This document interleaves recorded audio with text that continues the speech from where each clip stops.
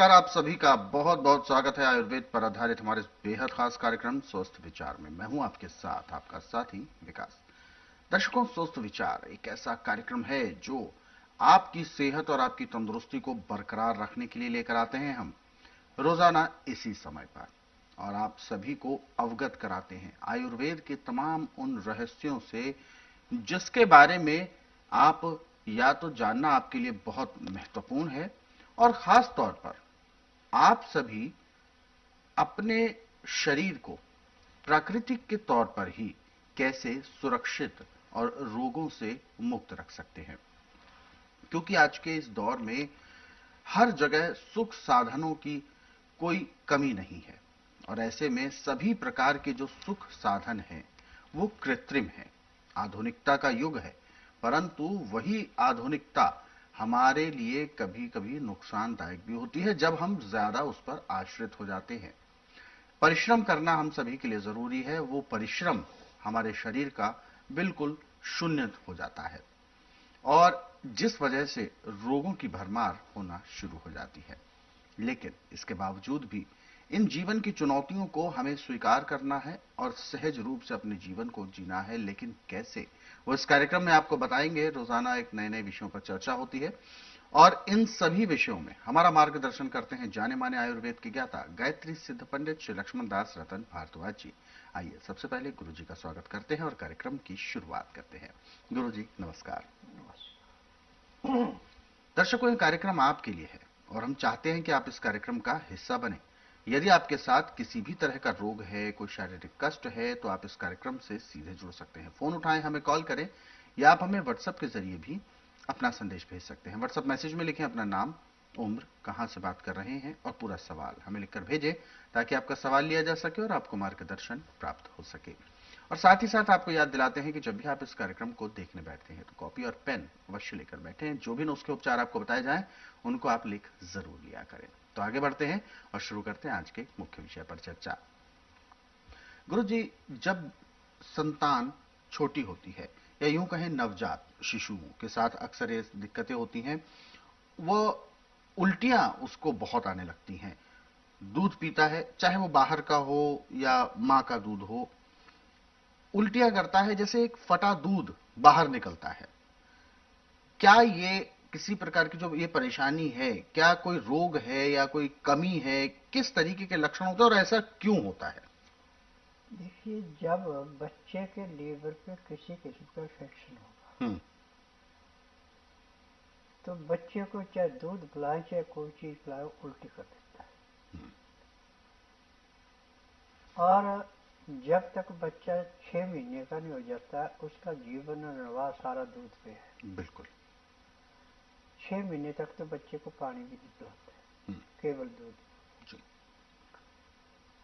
यदि माँ ने कोई चीज ऐसी खा ली जो बच्चे को माप कर नहीं आए तो उसके लीवर के ऊपर स्वेलिंग हो जाती है। जब लीवर पे स्वेलिंग होगी तो जो भी चीज बच्चों को दी जाएगी उसको उल्टा फेंक देगा। अब इससे माँ बाप दुखी भी बहुत होते हैं। बिल्कुल। और फिर पानी की कमी पड़ती है, खुराक भी कम होती है, बच्चा कमजोर हो जाता है। अब इसमें सबसे अच्छा उपचार नींबू की जड़ से है। आपके पास नजदीक कहीं भी नींबू का पेड़ है तो जमीन खोद के जहां जड़ मिले वहां से थोड़ी सी जड़ का छिलका ले आओ निकाल के। जड़ को निकालने की जरूरत नहीं है जी। उसका छिलका निकालो, छिलकों को पानी से धो के और उसको पत्थर पे घिस करके दूध में मिला के बच्चे को पिला दे। अब बच्चा उल्टी नहीं करेगा। अच्छा। इसके पिलाने के 10 मिनट के बाद 1 चम्मच पानी में 2 बूंद नींबू की डाल दें और ये बच्चे को पिला दें। अब बच्चा आपका कभी भी उल्टी नहीं करेगा। आप कहेंगे कि देखो नींबू का और दूध का तो मिलाप नहीं है। बिल्कुल। परंतु इसमें मिलाप ऐसे है कि आप नींबू का रस दे चाहे ना दे, दूध जो भी पिएगा जैसे गले से नीचे उतरेगा, चाहे बच्चा बूढ़ा जवान को भी, दूध फट जाता है। अच्छा। तो जब हम 10 मिनट के बाद उसको देते, फटे हुए दूध का क्या फटाना है। बिल्कुल बिल्कुल। तो ये इसमें वो है।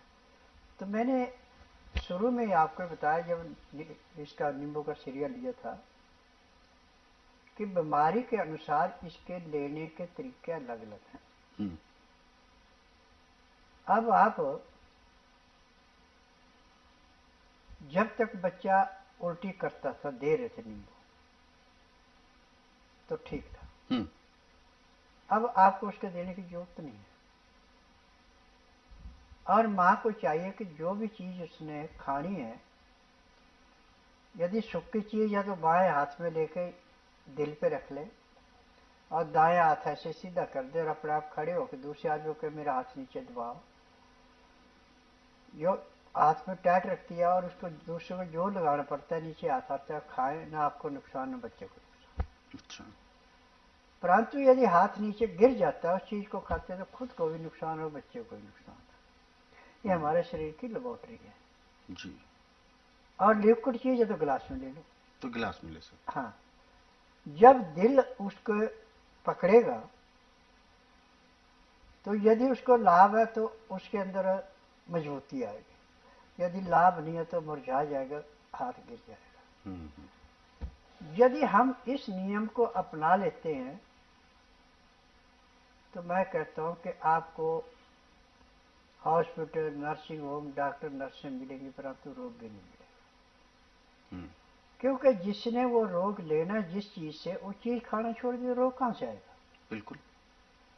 और ऐसे 3 मुख्य अंग है हमारे, ये 3 अंग ठीक है तो हमें रोग ही कोई नहीं है। सबसे पहला आपका फेफड़ा, ऑक्सीजन पूरी ले रहा है। दूसरा आपका लीवर, जो कुछ खाया पिया उसको ठीक ढंग से पचा रहा है। तीसरे नंबर पर है आपकी पैंक्री, जो कुछ आपने पचाया उससे इंसुलिन बना के शरीर को पूरी दी, रोग कहां से आएगा। आप पित्ते में तेजाब नहीं बढ़ेगा, गुर्दे में कोई नुक्स नहीं आएगा, दिल को दिया हुआ खून स्वीकार करेंगे, दिल को देंगे, दिल को ऑक्सीजन पूरी मिलेगी, वो कहां से आएगा। बिल्कुल। तो ये 3 अंग यदि इनमें किसी एक में भी थोड़ा नुक्स पड़ जाता है तो फिर रोग दिन दुगने रातें चौगुने बढ़ता है। आज जितने संसार के अंदर रोग हैं ये सब आपके इन 3 अंगों की देन है। जी। लीवर पचाएगा नहीं, बिल्कुल। पैंक्री इंसुलिन बनाएगी नहीं, अब खून शुद्ध होगा नहीं तो फेफड़ा ऑक्सीजन कहां से लेगा। बिल्कुल। जब फेफड़े की जो खुराक है वो नहीं फेफड़े को मिलेगी तो ऑक्सीजन कहां से लेगा। यानी एक अंग दूसरे अंग से बहुत ज्यादा जो रखता है, एक तालमेल बनाता है। जी। पहली चीज है हमारा लीवर, जी। दूसरे पे है पैंक्री। ये दोनों ठीक हैं, लीवर ने पचाया, पैंक्री ने पूरी इंसुलिन निकाल ली और पित्ते को दे दी, और पित्ते ने उसको गुर्दे को दे दिया, गुर्दे ने उसको फिल्टर कर दिया, उससे तो टट्टी लग कर दी, पेशाब लग कर दिया, खून लग कर दिया।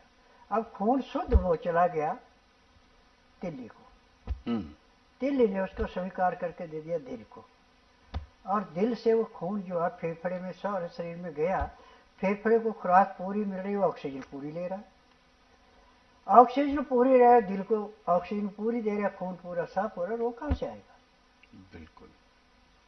ये पूरा एक मशीन की तरह है, पूरा एक मैकेनिज्म। हाँ। बिल्कुल। तो दर्शकों, ये हमें जानना बहुत जरूरी है कि हमारा शरीर काम कैसे करता है, हमारा शरीर एक्टिव कैसे होता है, और शरीर की जो पूरी एक प्रणाली है वो यूं समझ लें कि एक मशीन है और उसका पूरा मैकेनिज्म है, और हमारे विभिन्न शरीर के जो अंग हैं वो उस मशीन के अलग अलग पार्ट्स हैं। कुछ फ्यूल पंप का काम करते हैं, कुछ उसमें जैसे हमारा जो पाचन क्रिया है वो उसमें मिक्सी ग्राइंडर का काम करती है, और बहुत सारे ऐसे चीजें हैं, जो फ्यूल स्टोरेज है वो हमारा पेट हो गया। तो ऐसे ही जैसे एक मशीन होती है, बिल्कुल वैसे ही हमारा शरीर कार्य करता है। तो एक भी अंग में यदि कोई समस्या उत्पन्न हो जाती है तो उससे रिलेटेड अन्य अंग पर उसका प्रभाव पड़ता है और धीरे धीरे पूरे शरीर की जो क्रियाएं हैं वो प्रभावित होने लगती हैं और उसकी वजह से बहुत सारा नुकसान हमारे शरीर को पड़ता है। कैसे हमें इससे बचना है, क्या कुछ हमें करना है जिससे कि हमें परेशानी ना हो, हमारा वात, पित्त और कफ संतुलित रहे, इसका हमें प्रयास करना है। और ये तब होगा जब हमारा भोजन, क्योंकि ये पहला स्टेप है भोजन का, भोजन यदि हमारा संयमित होगा, भोजन हमारा नियमित होगा, तभी हम अपने शरीर को सही रख पाएंगे। फिलहाल जिस विषय पर हम अभी चर्चा कर रहे थे, गुरुजी ने बहुत अच्छे उपचार बताए हैं जिसको आपने लिख जरूर लिया होगा। इसीलिए हम आपसे अनुरोध भी करते हैं कि कॉपी पेन साथ में लेकर जरूर बैठा करें। और दर्शकों, यदि आप इस कार्यक्रम से अभी जुड़ना चाहते हैं तो बिल्कुल भी देर ना करें, फोन उठाएं, हमें कॉल करें या आप हमें व्हाट्सएप के जरिए भी अपना संदेश भेज सकते हैं।